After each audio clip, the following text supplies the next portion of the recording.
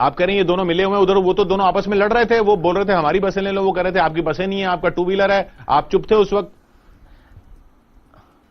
मैं दोनों पार्टियों से जानना चाहता हूं कि मान लीजिए जिस दिन दिल्ली में मजदूर इकट्ठे हुए थे, कहां थी बसें, किसकी बसें कहां थी?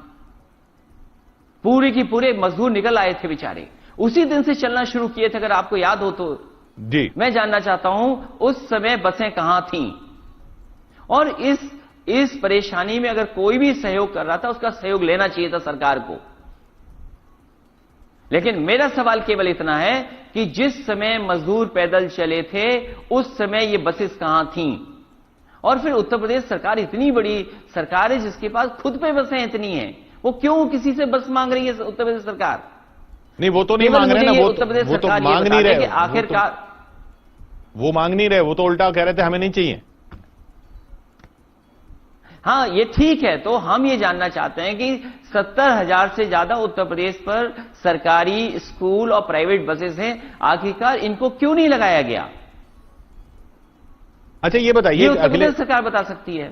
अखिलेश जी, ये पलायन जो हुआ, अगर आप होते सत्ता में, देश की सत्ता में होते, प्रधानमंत्री होते, तो ये पलायन कैसे रोकते? मैं इतना बड़ा सपना नहीं देखता हूं।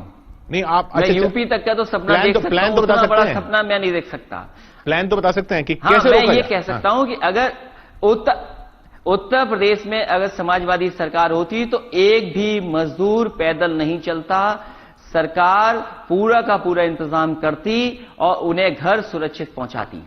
यानी कि पलायन तो होना था, पलायन आप नहीं रोक सकते थे, लेकिन पलायन पैदल ना होता।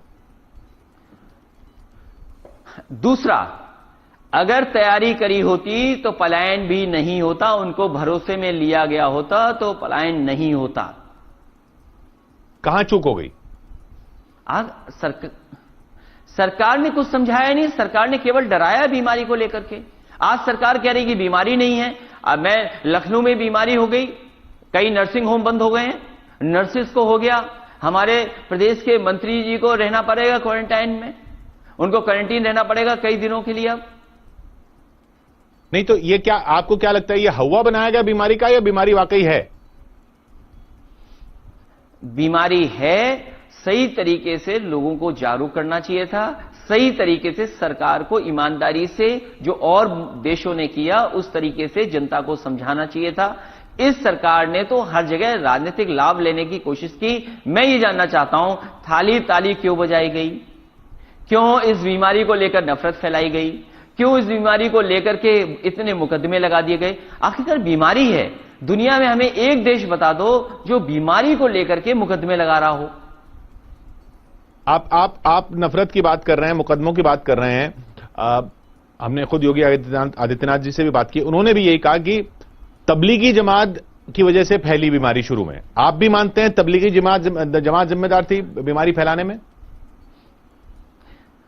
देखिए, हमारे मुख्यमंत्री जी को बहुत जानकारी है, उनके पास दिव्य दृष्टि भी है, दिव्य जानकारी है और दिव्य गणित है उनके पास, वो सब कुछ सही बता रहे हैं।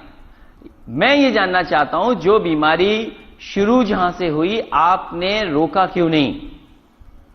मुल्क हैं, मान लीजिए दूसरे देश हैं, उन्होंने क्यों इतने कदम उठाए जिससे कि बीमारी उनके यहां नहीं फैल पाई? आपको स्क्रीनिंग करनी चाहिए थी। जिस समय एयरपोर्ट पर लोग आ रहे थे, आपने उस समय क्या तैयारी की? लोग बाहर से लेकर के आए हैं, तो आपने क्या तैयारी की? आज भी हवाई जहाज चल रहे हैं, हम इस बात से नाराज नहीं है कि हवाई जहाज किसके लिए चल रहे हैं। क्या इंतजाम मजदूरों के लिए नहीं हो सकता था? आप हवाई जहाज